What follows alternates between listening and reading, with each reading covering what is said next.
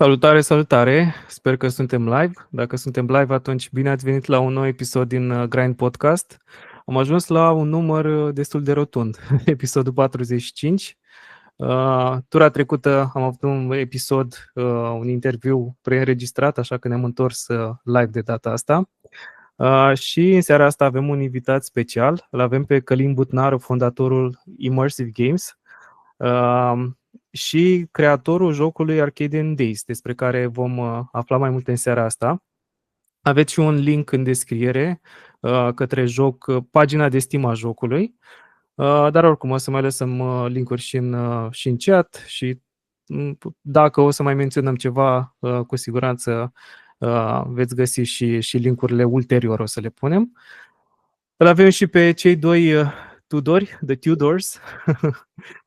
Doar că pentru seara asta am convenit ca Tudor Sprânceană să fie Tudor, The Tudor, și Tudor Codrin să fie Codrin, doar ca să putem să discutăm mai ușor. Bun, atunci vom face switch în engleză. Călin fiind situat în UK, simte mult mai confortabil ca să vorbească engleză și așa că vom face switch-ul ăsta, sper că nu e nicio problemă. So, let's press the English button. And let's switch to... okay. It's okay. And I will let Tudor to start with the icebreaker, the first question, the first idea. Tudor, if you have something prepared, now's the time. So, guys, enjoy. Okay, so Călin, first of all, welcome, and let me thank you for just joining us and wanting to share more about your game. My pleasure. I already had the pleasure actually to try your video game, and I found it quite interesting, especially since it deals with Romanian motives and ideas that are not usually the ones that you'd see being, I don't know, disseminated towards the international area, so to say. So my first question would be, how would you describe Arcadian Days in a couple of words or some sentences if you were somebody who wanted to play this game, for example, not the developer, of course? Yeah, I'd say Arcadian Days is a very relaxing and immersive experience of kind of like feeling that sense of childhood and wonder. So I want people, when they play, I try to evade calling it a walking simulator, even though I hear that a lot, but at its core, it's all about feeling that sense of exploration. So it's an exploration game, first and foremost. So it's all about kind of putting the players into that world that was created in Arcadian Days, and you play as this child, and I want the players to have that sense of, I suppose, nostalgia and kind of like enjoying the beauty of what is around, you know, being able to go to all those places non-linearly, and without any hand-holding or sort of like, how do you say, gatekeeping. I don't want for players to feel railroaded, like, oh, they have to do this specifically or do that. I'd rather they explore on their own kind of like initiative, because that's what, I mean, being a kind of like a child is at the end of the day. It's being able to see the world and explore and kind of like making your own ideas and seeing all those interesting things.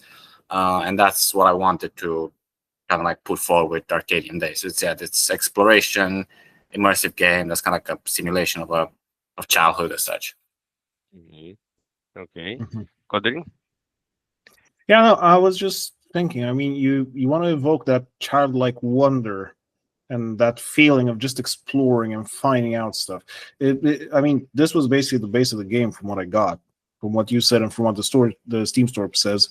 But also, I was wondering, is that also one of the reasons why Romania specifically was chosen? Why the experience of being a child, of going to your grandparents in the countryside, is that why you chose it? Because it's something new for foreigners?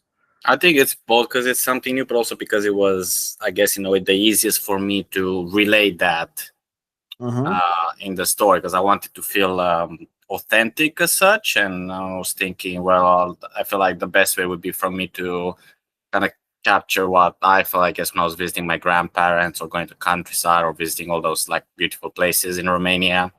So that's why I chose kind of like that Romanian setting specifically. Yeah, because it's also something very new as well, but also because I wanted players to feel like I wanted to be able to capture that moment of childhood based from my own experiences, so it feels authentic and real.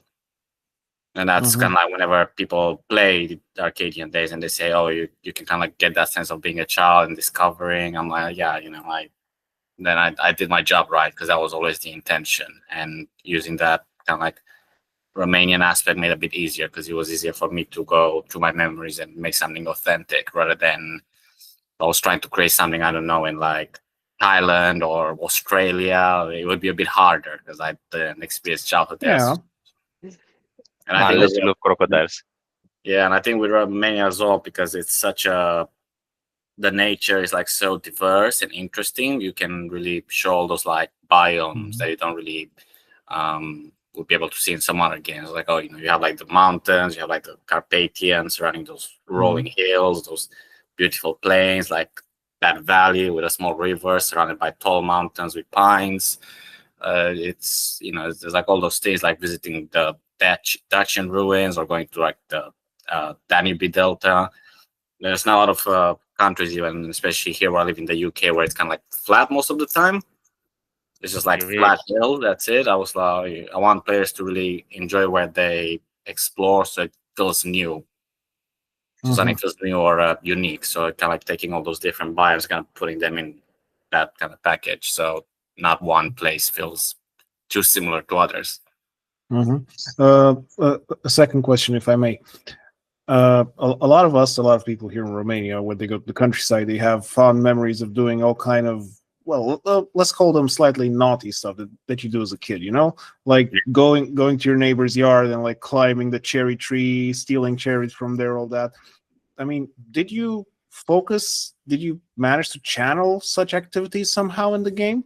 So bringing back that wonder? That's definitely something I really want to put. I was reading again, for example, Bayon Krang, Amintiri din Copilărie. So I was rereading that. I was able to find a copy here in the UK, and I kind of like took a bit of inspiration from that as well. So it's something that I definitely want to add in future updates a bit more, kind of like, for example, sneaking to your neighbors and kind of like stealing something, or you accidentally I don't know, make a bolt and it falls down and break something, so I definitely that's definitely something that I kind of want to add in the future. But because there's not that many NPCs at the moment, it's a bit tricky to think, okay, how do I really implement that? So at the moment, I like to think it's kind of like in chapters. So the initial chapter, while the game is in early access, is more like, we focus on kind of like the innocence part of it, kind of like the exploration part, going around and looking about, kind of helping your parents with a few chores. And then I think, again, kind of like to simulate that kind of childhood sense. And as we get more, like you said, naughty, then the players can do some other kind of activities as well.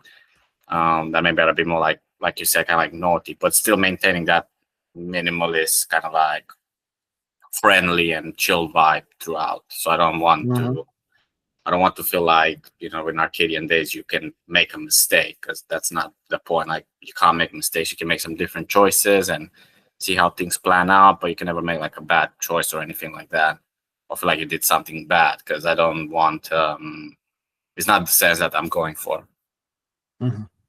Like I just want players to feel curious and inquisitive and explore and feel like they're that piece as such. Actually, it's pretty interesting that you've actually explained this, because my next question is tied to this specific scenario. So I was actually very curious to understand how you found this equilibrium between, having total freedom, but still giving some minimal, indications as to what you should do in the game. I mean, there are some specific, go here, do that, very minimal, but then they sort of give you like the way to go, like the starting point. So I was curious to see how you managed to end up with this ratio, so to say, freedom to some guiding. Yeah, so I think I took a lot of inspiration from that, from like Skyrim, Oblivion, and a bit of Red Dead Redemption 2 as well. So I found that a lot of players, they kind of appreciate having a tutorial area. So that's why I implemented a tutorial area initially, just so they can kind of like get into the simple mechanics that we have, like just that minimalist way, and how you can interact with characters. You have like a small dialogue tree, and you can pick up items. You have like that area where you kind of like encourage to look around and learn about the game. And then how we ended up with like getting guidance, it's again that sense of that childhood immersion, which is, if you feel lost or you don't know what to do, you kind of like ask your parents, So that's what is that's the main idea. Like you go to your parents are kind of like the quest givers as such in the game, and you can like listen to them, see what they're saying, and then they can guide you or point you toward the right way.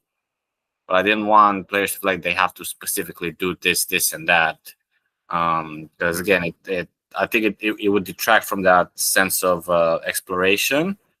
Because if you put too many guide markers or too many specific steps to do something, like me, for example, when I play a game like that, it discourages me from even bothering to like explore the open world. Because I'm like, well, I don't feel like I'm going to discover anything because everything's quest related or routine related, or you always need to follow this quest marker. You have, for example, in some games, you have this huge map and you just see every point there already.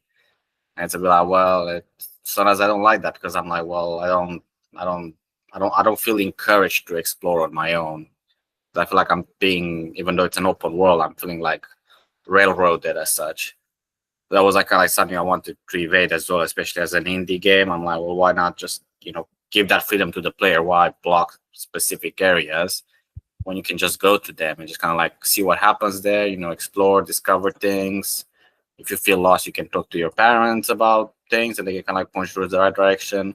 Maybe sometimes you miss things, for example, in the game, and that's also absolutely fine. It's part of the charm and the atmosphere, like, so that it adds replayability as well, because that's what I wanted. I wanted to capture that spirit like that Skyrim, Fallout, and Oblivion have, where every time you start playing a game, you always kind of like discover something new, and it's something that Red Dead Redemption 2 does as well.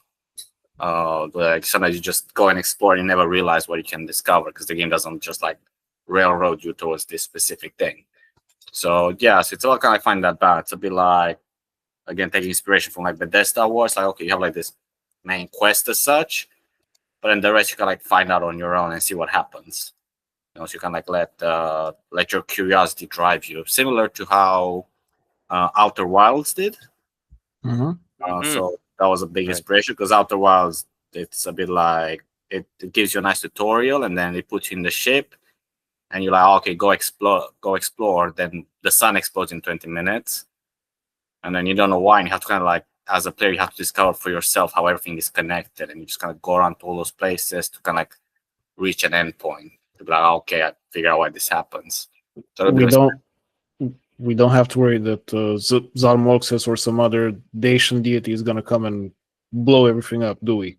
No. That would be like, oh, got to implement a time loop, but it's not that kind of game, because again, it's a bit like just for this one, the intention was always to have that kind of like chill immersion into the world rather than feeling pressure to do something. So that was something that I'm definitely trying to evade as I develop the game. It's like I don't want the players to feel pressured into doing anything. Because there's a lot of games that do that, and it's quite common. But sometimes you maybe, I don't know, want to play a game like Tiny Glade or something where you can just kind of like, chill, explore, do some quests, rather than having kind of like a pressure on you, especially when it's open world. Kind of like feeling like I have to do something just makes me more like I want to do it less, and I would kind of get bored of the game after a while. So you don't have to eat to not die or stuff like this, like in a survival game, right?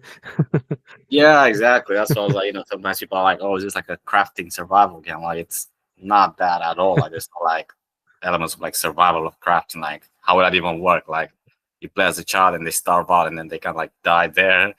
It's not. Well, I mean, it is an idea. You have heard of Lord of the Flies, Yeah. I know Lord of the Flies.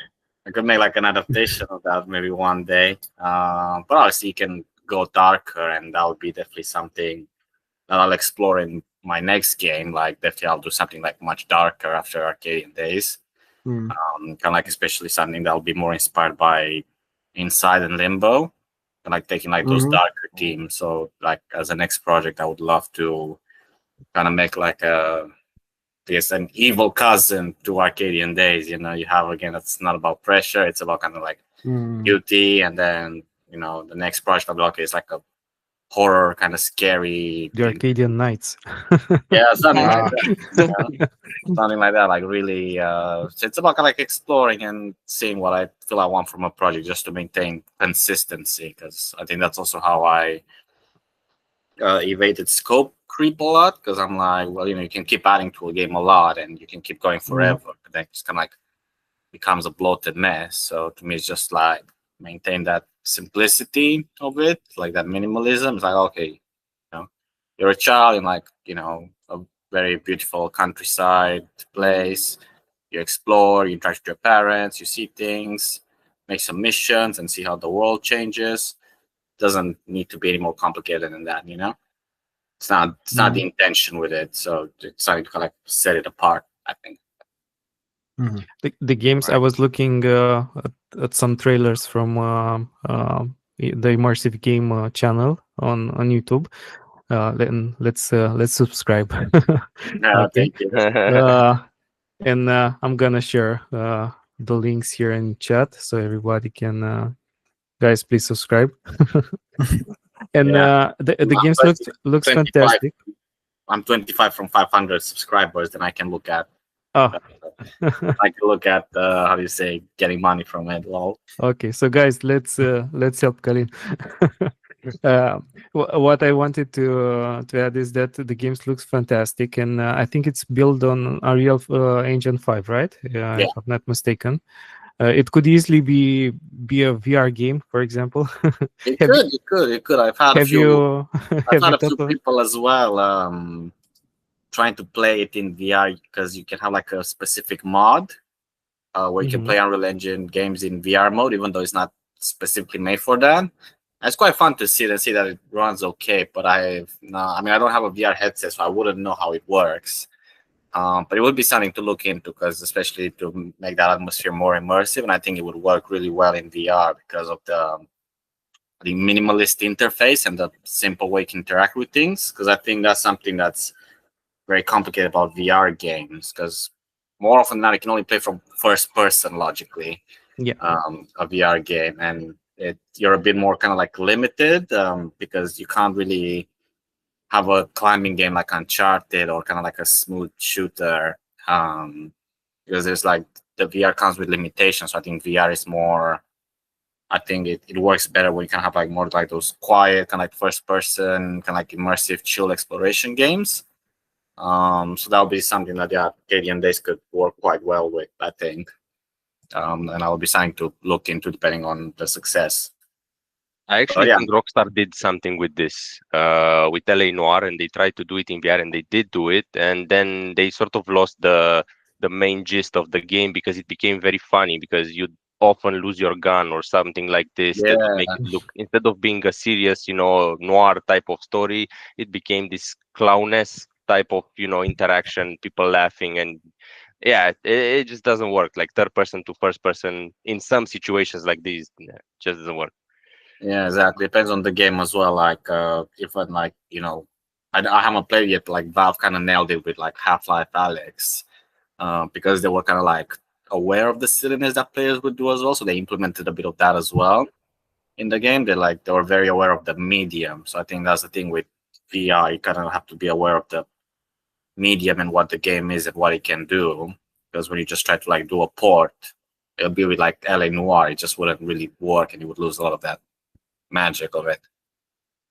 Yeah, it's the Mhm. basically the architecture kind of the game. It was built from some game designs, and again, when you go into VR, it opens like the fifth dimension, where you can start like grabbing stuff and do a lot of different actions that you would do with the mouse or maybe with the keyboards or controller. So it is different. But I have a curiosity because Unreal 5 it's loved and hate in the same time. Maybe more hated.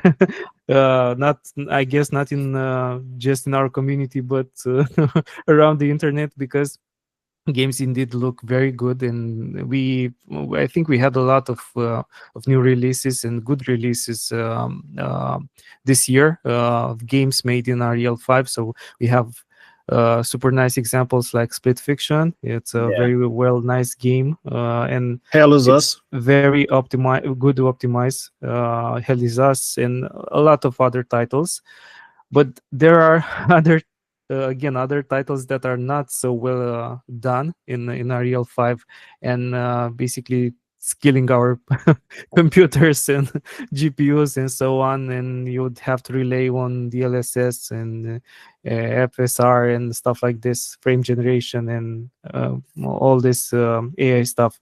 Was it difficult? I mean, from the development point of view, I think it's not easy, but I think you have some assets, right? I'm not a developer, but I have just some small ideas. Like you could bring up some pre-made assets and use a lot of stuff that's in the engine. But in the same time, I think it's a bit tricky to optimize it, right? So I mean, looking at most played games, usually they are super optimized because you would want like anyone to play it with any configuration, or with a computer not older than like maybe, I don't know, 5 or 10 years. I mean, do you have some stories regarding the development journey on, I don't know, working with this engine, or making some extra stuff like optimizing and making sure that it runs good? Yeah, I mean, it's a nightmare. It's a nightmare. But like when I think one of the Unreal Engine developers said that some games run bad on it just because the developers don't optimize it well, and I think that makes sense because you need to test it a lot, and that's something that I try to do a lot with like Arcadian Days. I'm like, okay, let's try and test it and like play test it on different computers to see how it runs, and then see where we can kind of make those changes. But a lot of the time, you'd be surprised. A lot of the time, when it comes to optimization, it's just really silly small things that can easily be fixed, and they're barely noticeable. For example, when you play, like for example, texture resolution, right? So that's a big one. It's it's I'm gonna try not to make it too technical, but a lot of time when you use assets, even if they're pre-made or someone else makes it, more often than not they're made in like 4K or 8K, right? But I think it's more often than not you don't need everything to be 4K or 8K. Like sometimes it can make the game look more realistic, but more often than not it doesn't really have a difference, but it still chews through the computer. And I think that's something that especially now Unreal, a lot of developers don't try because they're so in love with how pretty the game looks, especially like if you have a powerful computer to do game development. You're like, oh my god, it looks amazing, I can just release it like that to people. But then you don't optimize it well enough to realize that, oh, actually it might not run so well on a lesser computer, but you just need to do some things that, for example, reducing texture resolution, knowing how to use the cull distance of like foliage, for example. There's like a lot of those smaller things that, especially pre-made assets, they don't really come fully optimized, because kind of like the people who create them are like, okay, this is like the full package. They kind of expect you to know how to optimize it. So you always have to look at this, like what texture resolution to reduce, where to implement, for example, like things happening. You have like things like ticks, for example. Ticks, they're called. It's like something happens every second, and I think some developers do that all the time. How to use nanite technology is called. So there's a lot of technologies there that you can use, but it's all about looking into them and knowing about them. And it's like a whole science in itself how to do that. As a sole developer, yeah, that was very tricky to get right. But I'm able to use stuff like asset audits on that you see on YouTube and other tools that Unreal Engine has. But it's something that you always have to kind of like constantly look into and I think that's why being in early access helped a little bit as well. Like I got some people frustrated about performance, sure, but then I was able to like tweak a bit and play with it, but not at the expense of sacrificing visual qualities. You want to kind of find a bit of balance because I really want the game to look amazing, so it feels more immersive, but I don't want to tone it down too much so it looks like a PlayStation 2 game, you know? Yeah. And although it's kind of trendy, right? There are some games that are specially made, made to look like a PS1 or from the PS2 era, and they are pretty nice. I mean, they focus more on the experience, the atmosphere, the gameplay, and it has that nostalgic feel. But it's totally get it. I mean, from what I can tell, the idea of the game, like you said, to be relaxing, to be a cozy game in the same time, to make you curious, to discover stuff, for people outside Romania, or maybe who heard about Romania but they only know about Dracula and Transylvania from the movies and Hagi and but I mean, that would be a great way to taste a bit, even though it's a fantasy like Romanian style, landscape. By the way, just a small curiosity, what is the timeline? I mean, it's in the present, it's in, I don't know, the 90s, the 20s, or it's 1800s. No, it's nowhere near that medieval. In my mind, it's set in 1952. Oh, okay. So it's kind of like the 1950s, 1960s. So, and it's kind of like alternate reality as such as well. For example, it wasn't like communism, everything there, you know what I mean? So it kind of like takes place in, I guess, a Romania that kind of like developed on its own. So that's also kind of allowed me to add some interesting original ideas to it, because I was like, okay, that I can imagine it developed in its own way towards a more kind of like rural Arcadian way, you know. It's kind of like how I imagine Romania would kind of like develop in a more nature focused way without that industrial influence and everything. It's like a forgotten village in some mountains, in Carpathian mountains, and forgotten from from the world and other stuff, like preserving the ways, the old ways. Yeah, but also, I mean, like in my head, like for example, if you were to, go to the Bucharest equivalent, it would look a lot more like how it did between World War I and II, like the little Paris, or so. So it'd be even more or less focused on kind of like those big communist blocks or the industrialization. It would be a bit more like connected with nature as such, while still being like a big sprawling city. But obviously that's franchise ideas. But in a nutshell, it's kind of like how it developed in its own way in an alternate history. So it's kind of like 1950s. Like I want to add electricity at one point, for example.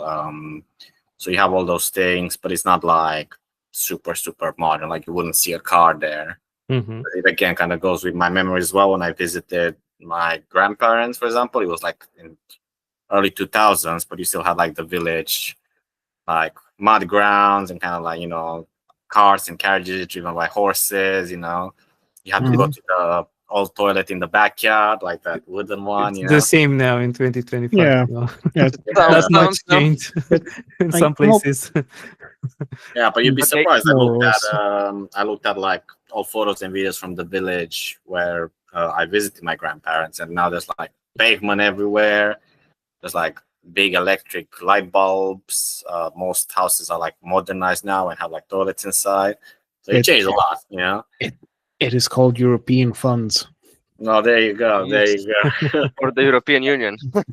Yeah, but I was trying to like capture more or less that kind of like that kind of like, again, that rural lifestyle, because it's, especially I feel like players like that a little bit. Like you have Kingdom Come Deliverance, Mandalore, some of the games at the moment. So I think players like that escapism from like the city life, and I see myself sometimes living in London. Sometimes I'm like, just go to the countryside with lots of nature, rather than just like cars everywhere and all this noise.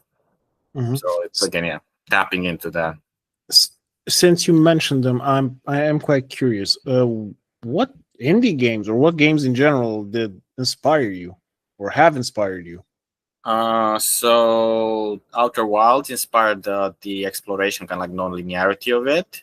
I know it's not really indie as such, but kind of like Wind Waker and those older Zelda games, because of how they don't use like you do, like for example in Wind Waker, and even less, and even in like Breath of the Wild, you don't really have like a quest marker telling you to go everywhere.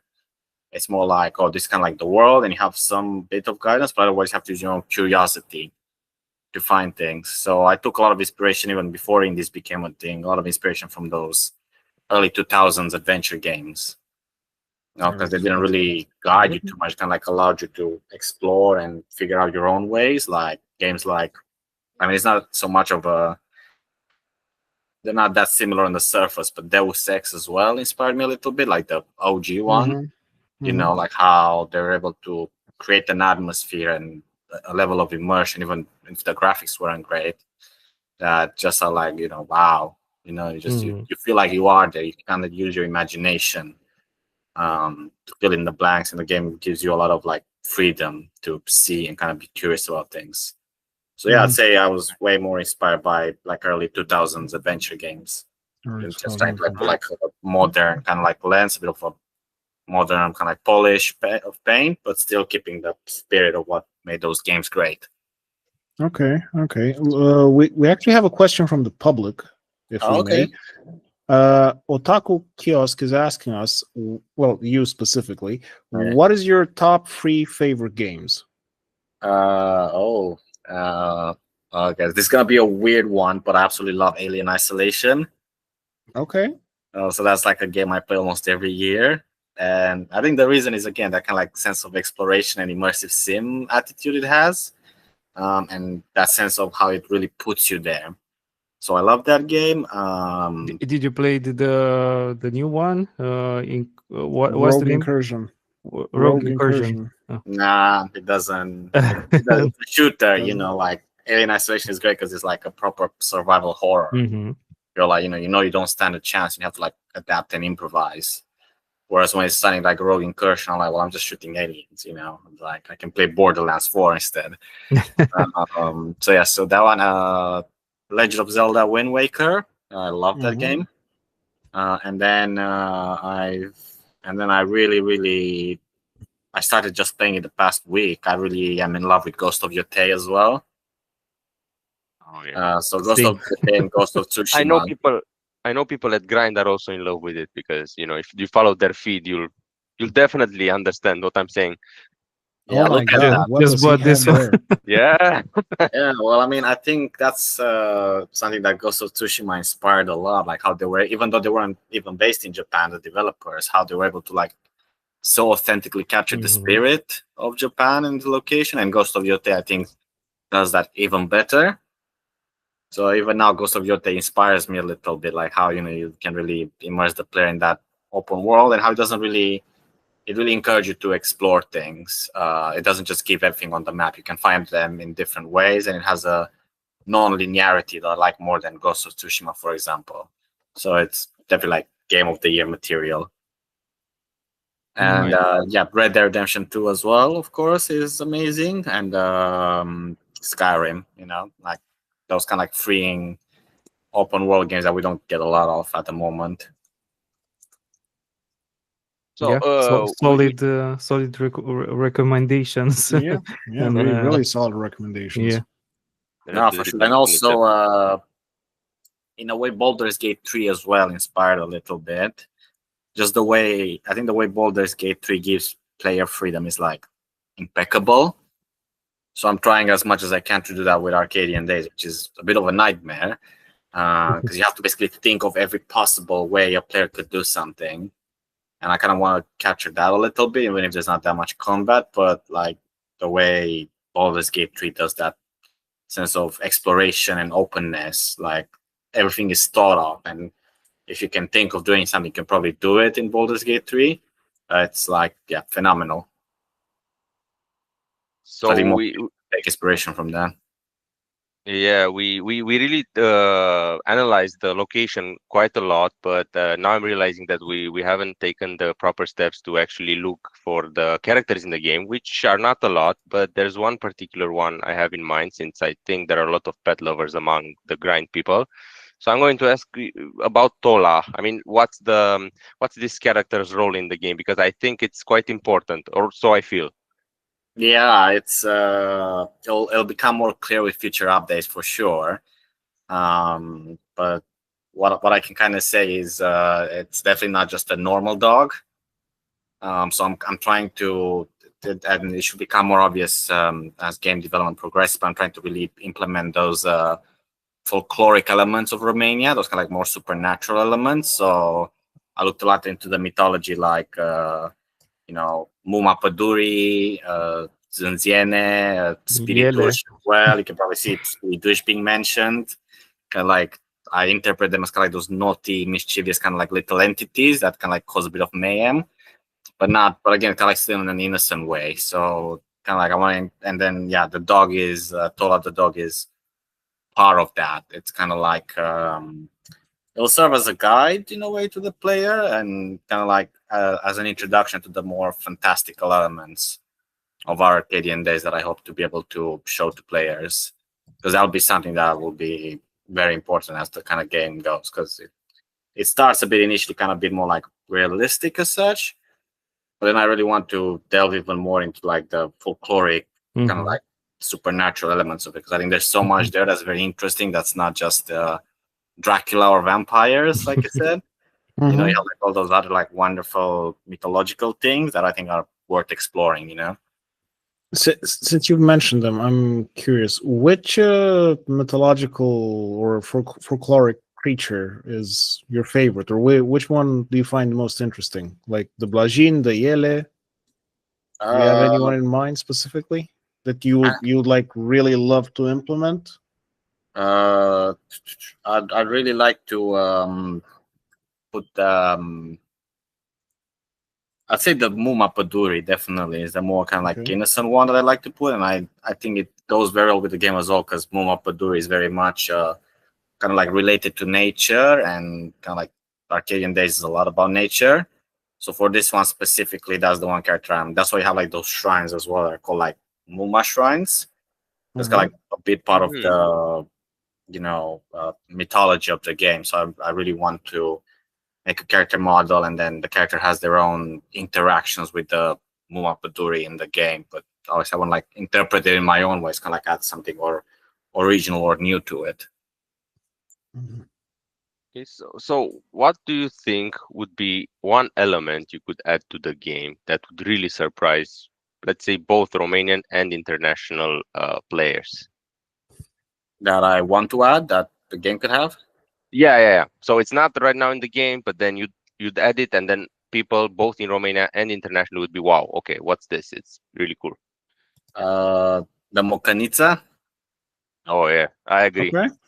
As a fellow trainer, that's definitely something I want to add. It'll be very interesting, like a whole quest line to create the Mocăniță, because I think it's like such an interesting thing to have like this little small train, and it just kind of like goes through all those landscapes and those hills. That's something that I'm looking into adding, and it's something that the players can do, and then it'll kind of be like, especially because I feel like at the moment players seem to love trains for some reason in video games.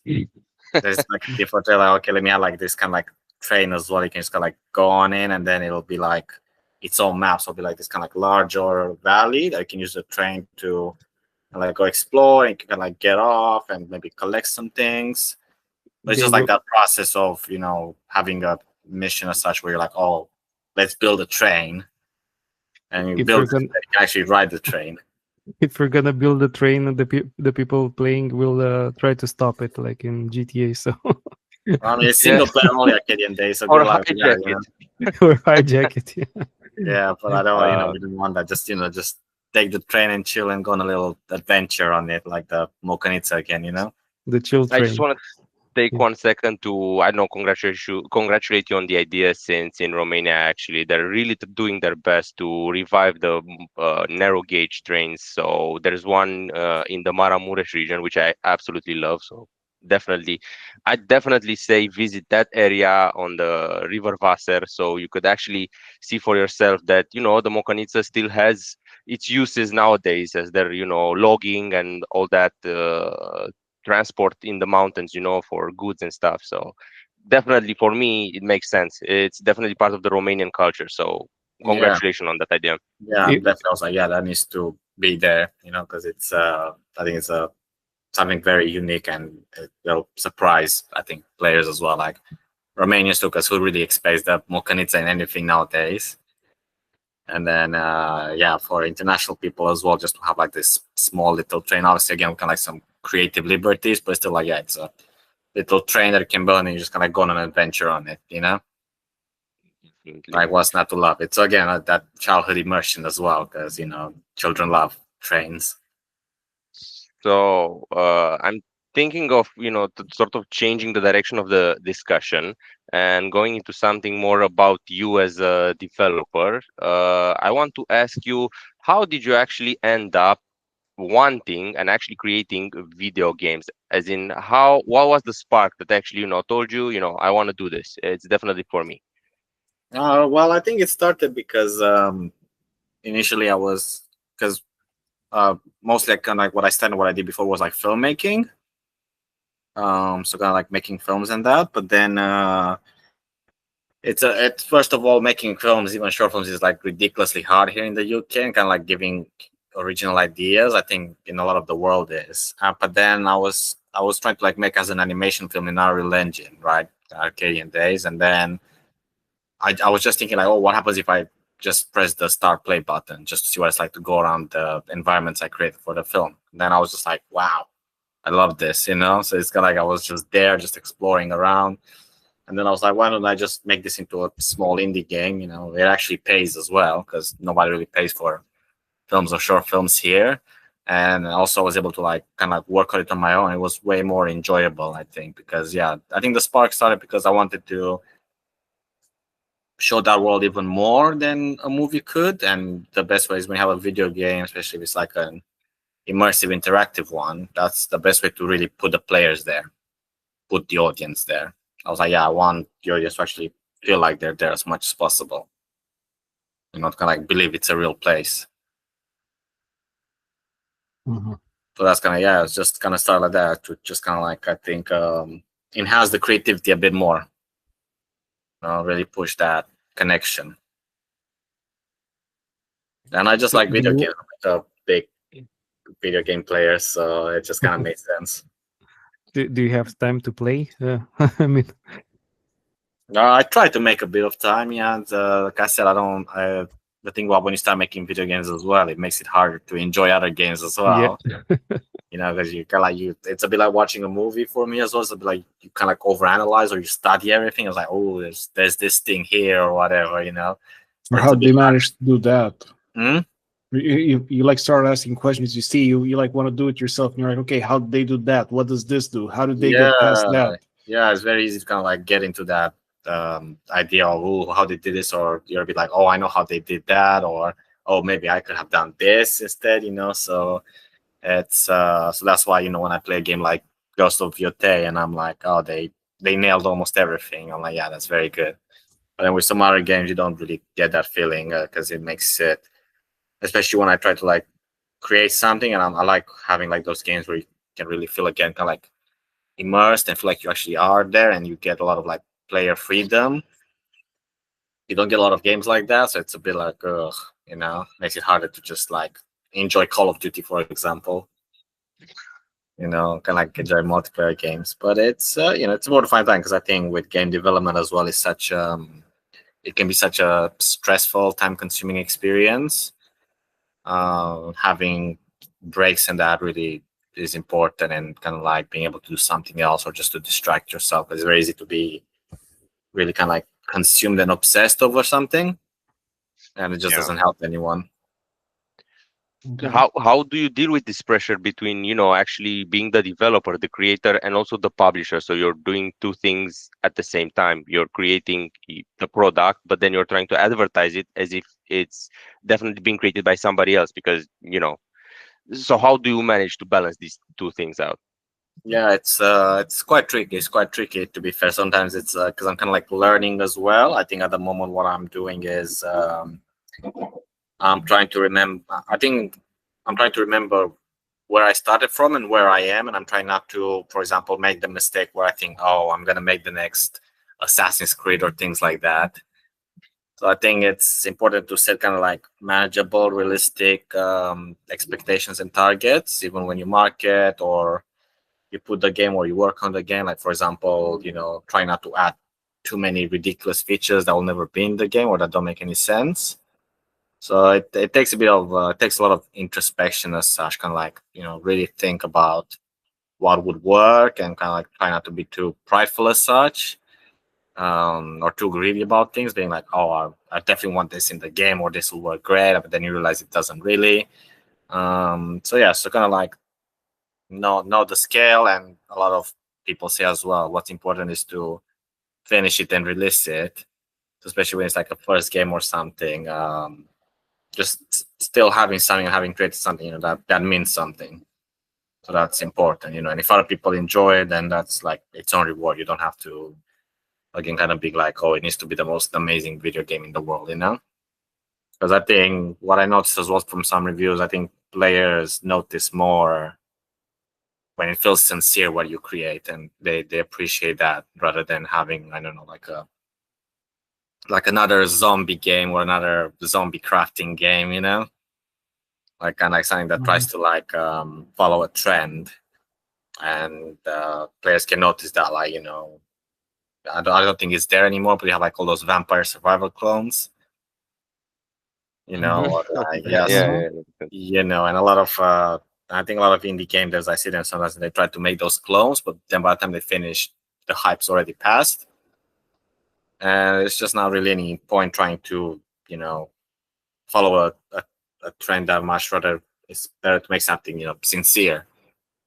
and then once you find your audience, they'll connect with it. So yes, and it's a bit tricky because sometimes, especially if you try to make something that I guess is a bit more like original or weird or kind of like unique, like there's a lot of experimental features in Arcadian days, like not having a map or like a traditional quest log. That can maybe try and turn off some people, but a lot of other people really appreciate that, kind of like that old school feeling. So it's also important not to stress too much about. I try not to stress too much about what others think, because there'll be like thousands, sometimes millions of different ideas, and you can't make all of them. No, so I mean, it's not feasible, seeing that it is an indie game. You have a tight budget that you have to work with them as well. So I'm trying, to learn to work within the restraints I have and not be, and know where enough is enough, basically. Because there's already was there is very enjoyable, so that's the most kind of like important thing, that if it connects with an audience, then that's great already, Because if they start the game and I see someone saying, oh, I love how it kind of like made me feel like I'm there and I enjoyed the moment of exploration, I'm like, okay, well, that's what the game set out to do, so I'm happy with that, But if I have someone who's saying, oh, why is there no crafting in this game, or things like that, I'm like, well, it's not that kind of game, and I'm trying to sell it as much as I can in marketing, that it's not a farming simulator. Like you can collect all those seeds and that, but it's not a farming simulator. So, and I don't want it to be, because there's too many of those anyway. And it wouldn't work thematically with the exploration that I'm going for. Okay. What would you think was the biggest challenge up until now with the game? For you as a developer, I mean. Just the marketing and getting it out there. Like optimization and things like that, they're always a bit of a struggle, but you can kind of get them done, and you can kind of learn those things. But like marketing, outreach, getting people to actually play the game, getting wish lists of followers, making good trailers, finding an audience, that was sometimes impossible. So I think it's the hardest part of it. So I'm trying not to stress too much about that anymore, because it's you have other games that have like teams of them doing that and kind of making trailers and doing the marketing. So I'm trying just to focus more on what the game is about, rather than like I used to, and I don't do it so much anymore, trying to think, how would big publishers try to market their games, you know, and trying to imitate that, because there's just like no point in doing that really, because you can't quite, you know, do what they do, especially with like limited resources, and there's no point because it just stresses you for no reason. So yeah, but yeah, the marketing and just kind of like the outreach is quite tricky, yeah, and kind of like getting people to understand what the game is about, getting them to play it, you know, kind of getting more reviews on Steam and that, and the early access stigma is there as well. Like a lot of people are like, oh, maybe it's early access, I shouldn't check it out yet or play it yet, you know. Some players are like, oh, they're probably gonna abandon the game or something like that. So that's also a thing that. But yeah, you know, when you have deadlines and you need to release something, because I was working on Arcadian Days for like over a year now, you want to kind of like at least release something, you know, just to kind of be able to continue working on it, getting the feedback. But yeah. Okay. Tricky balance. Is there a release date yet, or just next year, like Blizzard does soon? Well, no, it's in early access at the moment. Mm-hmm. It came out on the 26th of September, and I'm releasing quite regular updates. So, and then version 1.0 should hopefully come very soon. It depends on how well we sell in early access, the support, so I can add some of the features I have planned, but I wouldn't imagine it should take much longer. Yeah, when you kind of like work solo developer, I also kind of have to remind myself to kind of be realistic about some things and not to rush things so much. That just kind of ends up stressing you more. And you know, it's very important as game developers to evade kind of like burnout, because it's something that's very easy to reach, and you only realize when it's too late that you know, you're burned out and you can't do anything. You start hating your own creation at some point. Like, no, I don't want to see it anymore. But yeah, that's something to definitely evade, because especially if you work on something for a long time and you end up kind of like hating it, it's, you know, not great for anyone. It's counterproductive. So I'm really curious as to the feedback. You know, I'm trying to switch this discussion to a lighter side. What are some funny comments, you know, or feedback you received on the product? You know, some things that really cracked you up. It's like, what is this guy even saying? I think there was this one who was like, what are those names? Yeah, it was quite a funny one that someone replies all the, you know, because I had like all those different, you know, like Miela and kind of like Zuzuyata Hills and that, and they were like, oh, what are those names? Are those even Romanian names? And then I was thinking like, well, no, because it's a fictional world, but I was trying to like stay authentic on like the way Romanian sounds and everything. And I think, you know, they're relatively like, you know, authentic in that way, but it was hilarious how it seemed like that was a thing that seemed to upset that reviewer so much, like the names or like how the music didn't sound Romanian enough. And I was just thinking like, is he even from Romania, or he's just like has his own ideas? Because, you know, like I still try to be very authentic to it, obviously adding my own things, but you know, there's a lot of like the knife flute in the game and everything, so it's not like it's not there.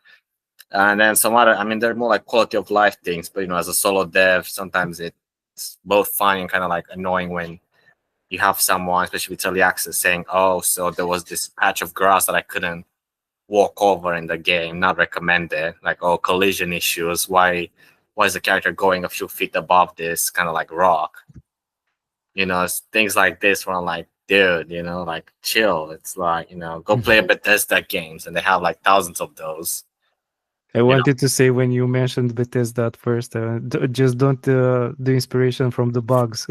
Yeah, you know what I mean? Like you have like all those other like bigger games with like so many bugs, Yeah. and I'm trying to like make sure to evade like all the kind of like really game breaking ones, you know, but then you have like all those little ones that kind of like would be fixed as I can. But again, when I didn't have that many play testers, I was kind of like on my own. It's very hard to be able to make it perfectly smooth, because not even the biggest games out there are like, you know, perfectly smooth. You know, you have like a few bugs here and there, but it's not like, you know, when it's, or there was this one comment where the person was like, oh, like you had like those railings, like those wooden fences, and I didn't get a chance to quite place them neatly together as they should, and they were like, oh, those are kind of like floating next to each other. That's not good, not recommended, you know.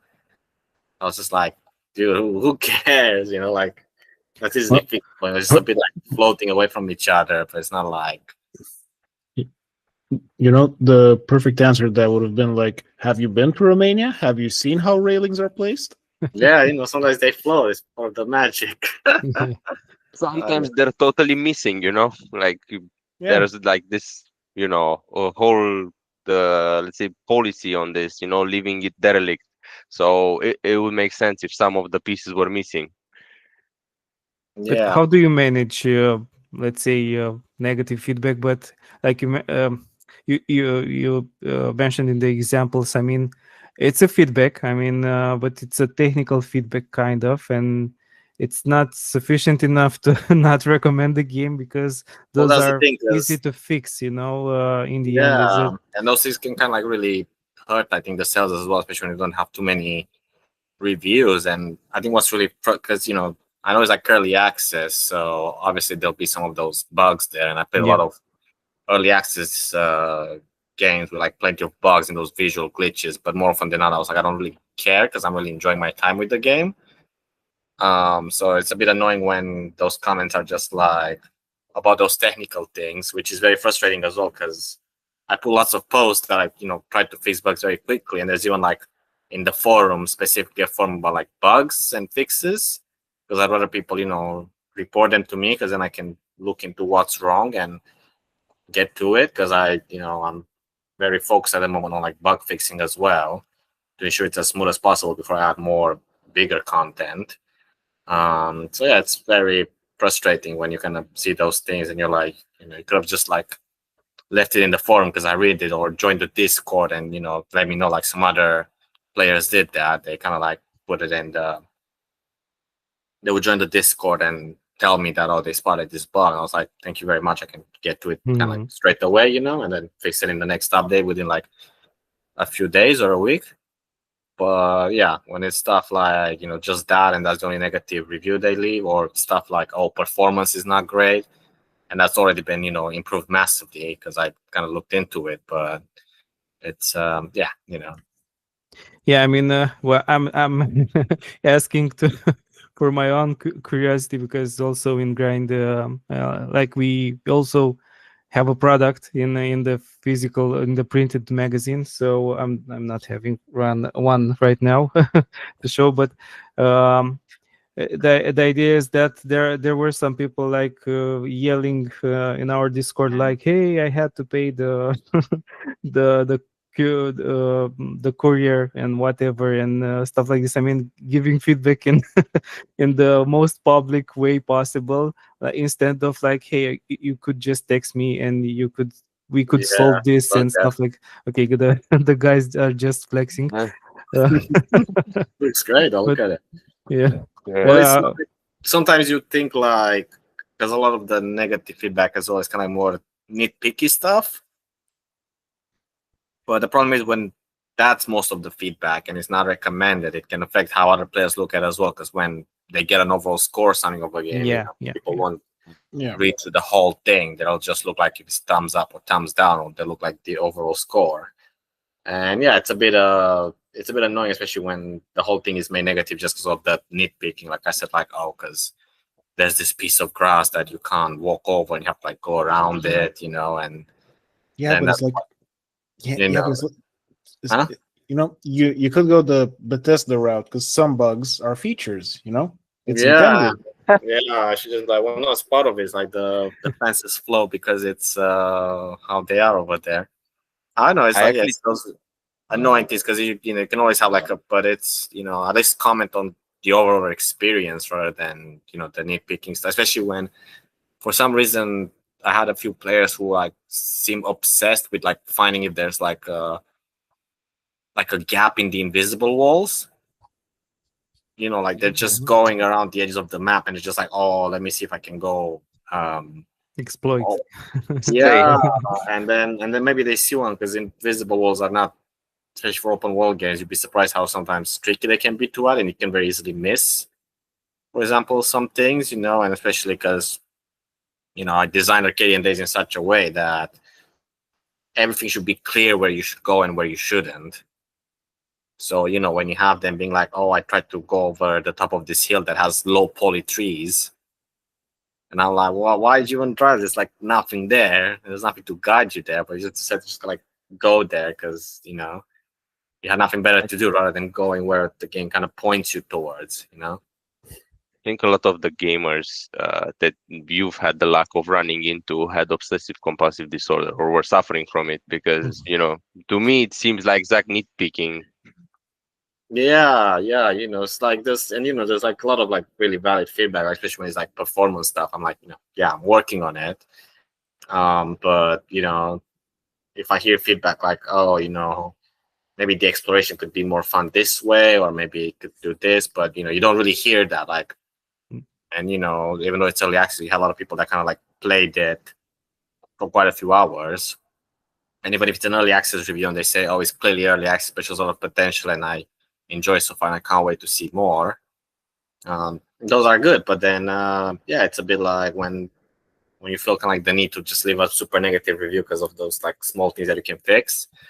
Like I would be more frustrated if I would not more frustrated. I feel like I would be more at acceptance if all the negative reviews were just like, oh, this game is just trash. I'm not enjoying exploration. I'm not enjoying anything doing it in it. I'm like, okay, well, I guess I fell from that. But then when you have a lot of people saying that they love those things, but then, the most upvoted comments more often than not are like, oh, there's bugs in this, or there's not enough content, like, come on, it's only, what was it, €7 at the moment. Like, I'm not trying to like charge people a lot of money because I know it's like still a lot of work to do on it.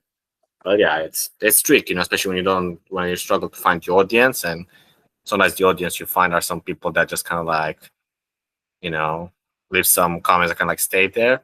It's hard. So as we're probably starting to head towards our end of the chat, I want to ask you, what do you think are some of the, let's say, more difficult aspects of having to launch a game such as yourself? In terms of the industry, of course, that's what I'm trying to refer to. Yeah, it's like I said, I think it's just kind of like trying to give your game like a space for attention, because the whole market is very oversaturated at the moment, and you have like all those like you try to connect with streamers, but streamers, they normally love like horror games, jump scare fests. So I think what's really hard is when you try to, I guess, make something more original and unique as such, more interesting. It's a bit harder to like kind of find that audience and be able to develop the product to its full potential. So it's just kind of like about that. And then obviously sometimes if you want to like put it to streamers or market the game, you sometimes have like things like, oh, so it'll cost $3,000 per Instagram post. I've seen a few of those. I'm like, come on, dude, seriously, like 3,000. You have like those ridiculous prices, or you have some magazines as well that are like, we can do a feature for you, $5,000. I was like, I can use that money to make the game better, and IGN would feature it because they normally feature stuff for free because they like it, rather than you pay this ridiculous amount of money to try and feature your game, and you can use it to add to it. So yeah, kind of like how to manage like marketing, and that kind of marketing budget is awful. And especially if you try to self-publish as well, because you don't have that, I guess, kind of publisher support in a way. I tried to get a publisher, but not all of them were interested because they're always looking for whatever's trendy at the moment. And I'm like, well, I don't have anything. And also often they look for things that are already finished, because then they just kind of like take the money from the earnings. They give you like a really bad deal, and you're a bit like, well, what am I giving you money for just because you're doing some marketing? At least help a bit with the development costs as well. A lot of publishers, they don't like to do that. They're just like, oh, your game's ready, we'll market it for 40% of the revenue. It's like, nah, that's, I'd rather try and find the audience on my own, even though it's more stressful. At least, I keep all of it. So, in light of all of this, do you want to develop the game or port it over to consoles? Yeah. I mean, I already started playing a bit with the Xbox, and it's portable, it's workable. So I'm just trying to see how to do it, because I think Xbox as well, if I want to put in like early access or game preview, I have to like sign this whole kind of like list for them. I can like write all those features, and I kind of see if they want to approve it. But they approved the concept itself, and they gave me like the development kit. I kind of played a little bit around with it on Xbox, and it's very playable. It helped a bit to help optimize as well, because I was like, well, if it can run well on Xbox Series S settings, sure it can run well on most PC settings. But then that's another thing that really annoys me, like when players who know they don't have the PC for it, they still try to run the game at like insane 120 FPS ultra, and then it doesn't run well, obviously, because they don't have the PC, and they're like, oh, this is poorly optimized. Even though I'm like, well, just play it on high, even at 30 frames per second is okay, because it's like a slow-paced game anyway. It's not like, if I was trying to make a combat game or a shooter game, I need to have 60 frames per second, or it wouldn't work. But it's like a slow-paced kind of exploration games. It really doesn't make a huge difference, On PC, what would be like the recommended system that, I don't know, somebody would have to enjoy the game like you would intend it to, I'll say the minimum settings that are on Steam. I don't have them right now, but I say the minimum settings are, after I did okay. optimizations, are more than enough. Like it should definitely run on high at 30 frames per second very well. And even if you put it at 60 at the moment, there's like some dips, but it should still run steady around 40 or so. So I worked very hard on that. So it's a smooth, but still visually looking experience. And I'm still working on that to make it even more performant and optimized. So that's something that's constantly there and not something that I'm ignoring. Okay, we have in chat our friends from Cowardly Knights, the guys who made Cartier 06. And they are preparing also a new game about Vlad, the Dracula, if I'm not mistaken. Vlad the Impaler, okay. Yeah. Yes, no, it's something set in Brasov. It's medieval times, something along those lines. Okay. Yeah, the guys were mentioning that the price is being too high, but they just realized it changed since they last checked. So this is a good one. For my game. A good feedback. For mine. Yeah. Yeah, I know. But like I said, I had to figure those things on my own, and it's really tricky because you don't know. Mm-hmm. So then I was like, I don't need to be greedy. I'm just like, okay, I think €7 is more than fair, because it's still like, at the moment, after I release a new update, it's still like 4 or 5 hours of content there. It's like very compact and chill. But yeah, it's one of those things that it can be. I just took inspiration from this game called A Short Hike. Mm-hmm. And I was just like, okay, it's a bit cheaper, but it's, good exploration. There's a lot of inspiration there. It doesn't have to cost a lot. And then I was thinking as well, because I don't have a publisher, all the money comes to me, I don't need to overcharge. So that's why I'm actually much happier with the current price. I was like, it's just enough for me to kind of get going, and even after the Steam fees, like bills worth the price.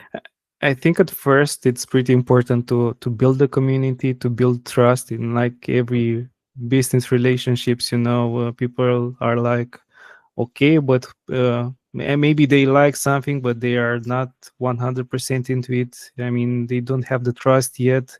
Yeah. They don't have the taste, So speaking from our experience, also from Grind, I mean, when we came out a few years ago, people like, another guy's trying to do like a gaming magazine. They all died a few years ago with Level and other magazines titles, and they will. Sorry, Leo, can I stop you for just 2 minutes? I need to use the restroom right now. Yeah, no problem. Sorry, bear with me, guys.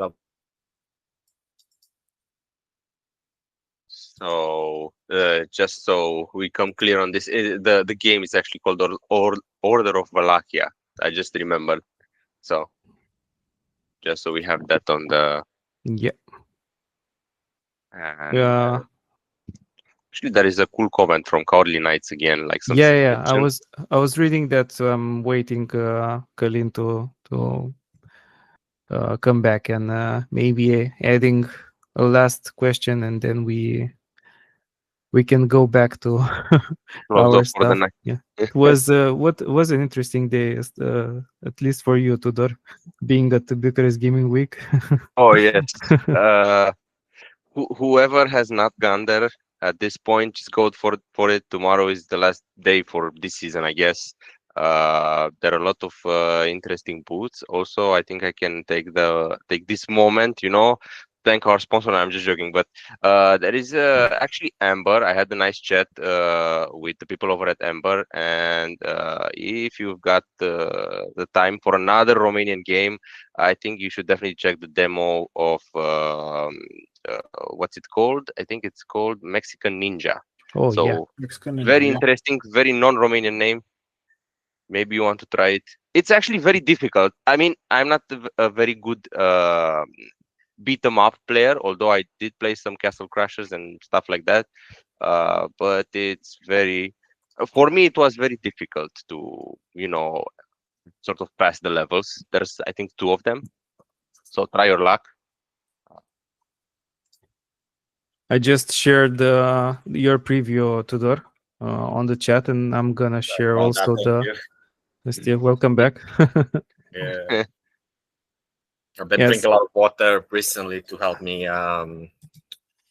with stress and that. It's just good to stay hydrated. So it often means I have to like go to the restroom every like hour or so.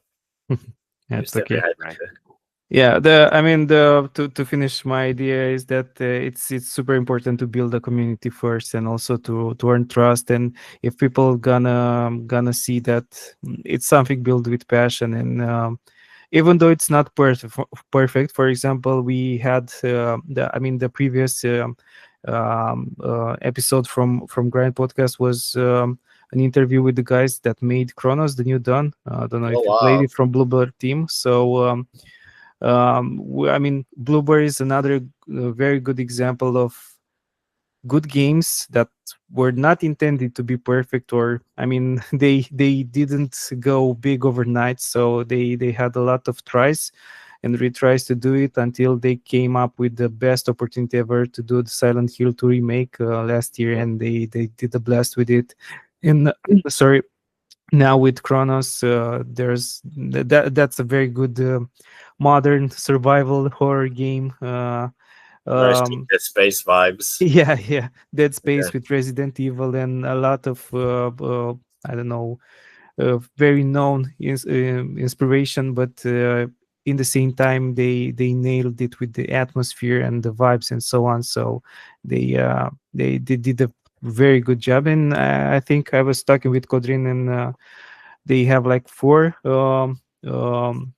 big projects that they are working. So one of them being the remake, I think, for first Silent Hill. Yeah. So we can we can wait to play and try it and write about it. But the point was that if people find you, I don't know, they they find the taste and they understand the passion and the work behind, even though it's not a perfect product, they will stay with you now, and they will be loyal, and they will come back and support and so on. So it's it's very nice to have a super cool community, and I don't know, that's why I wish it was easier to build a community for Arcadian days, but it's kind of getting there. It's definitely much better, and I always like listen to what they say. Like I changed the price and we can performance and bug fixes. I'm like I'm like on it, you know what I mean? It's, even though it's just on my own, I'm like, okay, I want to like make it worth it for those who play it, Like I show that, I'm kind of like listening, and I kind of want to get it right for them while still staying true to my vision.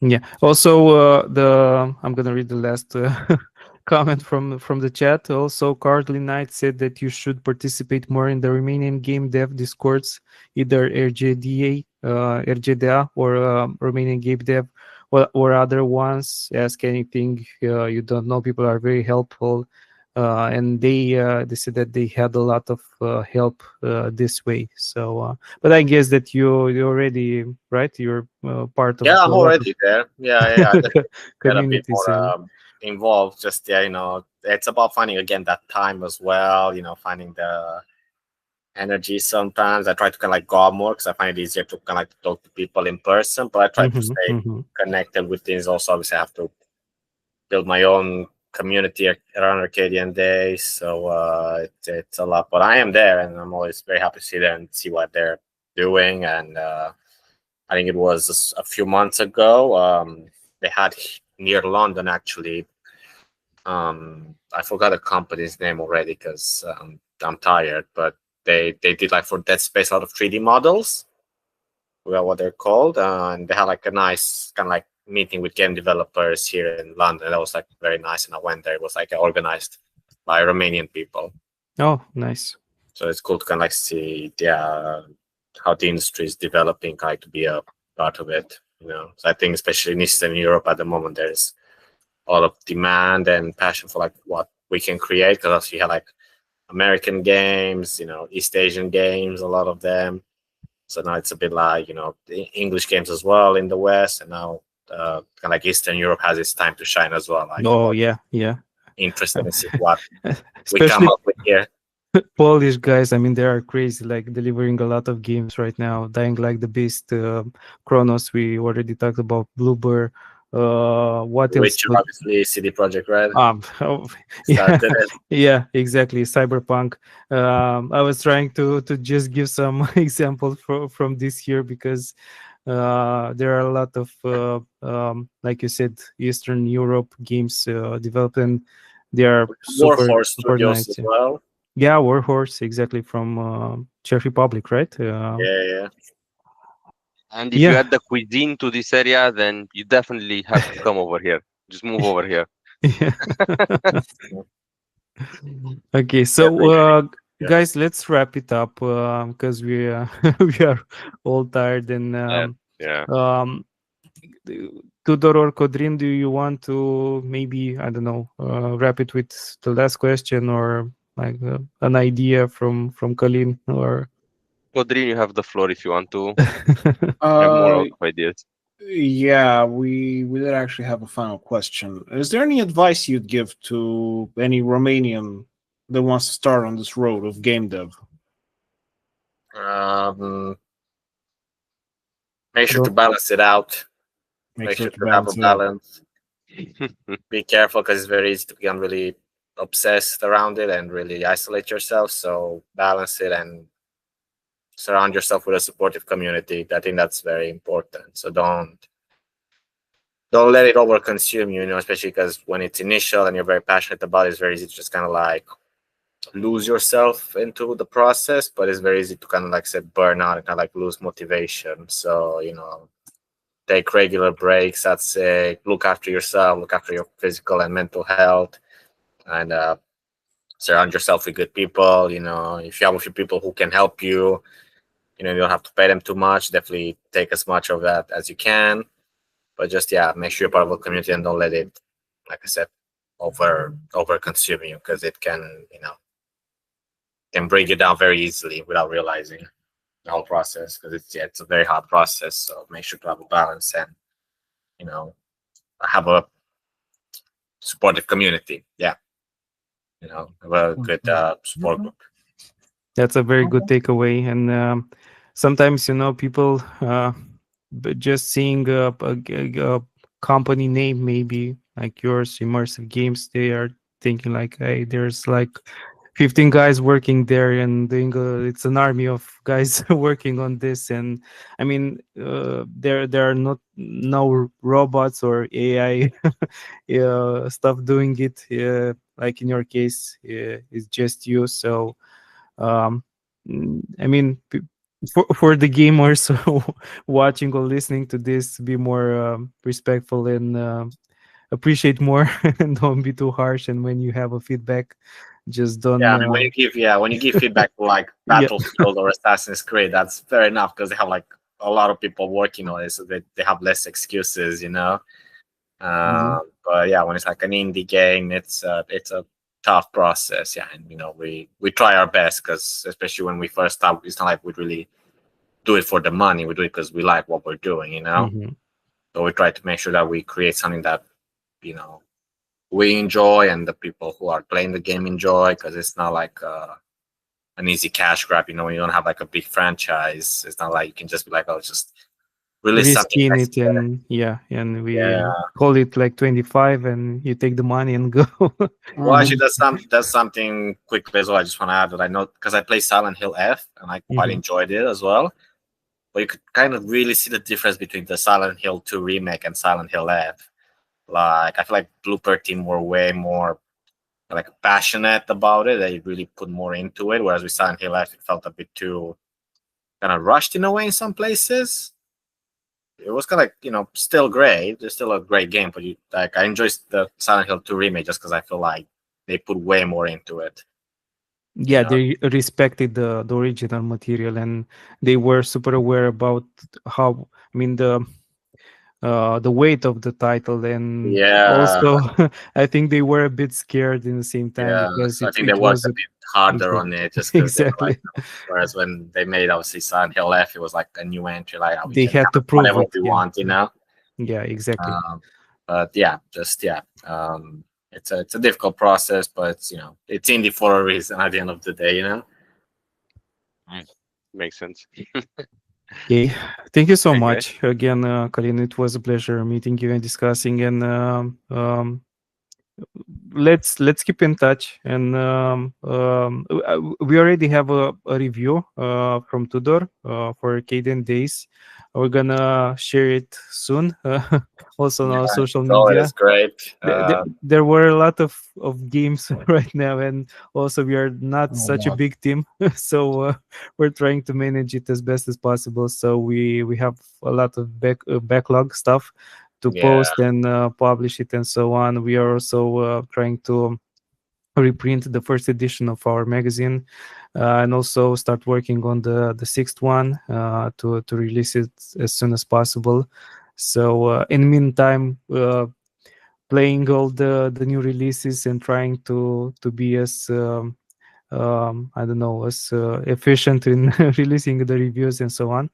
So guys, if you're listening and watching this, go ahead and wishlist Arcadian Days on Steam. You will find a link in our description. We're gonna add a lot of links in on our website, and let's see if we can manage to do it in our magazine, because in the next issue we're gonna have space dedicated to the indies. So we're gonna make sure to spotlight some of our beloved titles there, and to try to help you guys. And yeah, I mean, it was a very nice discussion. And if someone wants to add something else, just want to thank you for the information. You know, very informative, and that's it. I'll wrap it up. Okay. Thank you again, guys, and have a good night. Same. Bye. Good luck. Okay.